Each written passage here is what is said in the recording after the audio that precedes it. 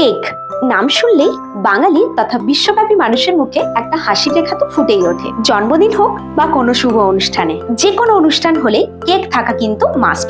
আর আমি আজকে বসে পড়েছি কেক বানাতে। ভাবছো তো ওকেশনটা কি? এমনি খেতে ইচ্ছে হলো তাই বানাতে বসে পড়লাম। প্রথমে 2 কাপ ময়দা নিয়ে একটু চালুনি করে ভালো করে চেলে নিলাম। এরপর দিলাম 1/2 চামচ বেকিং সোডা আর 1 চামচ বেকিং পাউডার। ফ্রুট কেক হচ্ছে আর শীতকালের কমলা লেবুকে বাদ দিয়ে কি করে, তাই একটা গোটা কমলা লেবু খোসা সমেত মিক্সিতে পেস্ট করে নিলাম। এরপর 2টো ডিম আর সাদা তেল ভালো করে একসাথে ফাটিয়ে নিতে হবে। এরপর কমলা লেবুর খোসা সমেত পেস্টটাকে ডিম আর তেলের মিশ্রণের সাথে ভালো করে মিশিয়ে নিতে হবে। এরপর এই কমলা লেবুর মিশ্রণটাকে ময়দার মিশ্রণের সাথে ভালো করে মিশিয়ে নিতে হবে। আর মিষ্টির জন্য আমি ব্যবহার করছি গুড়।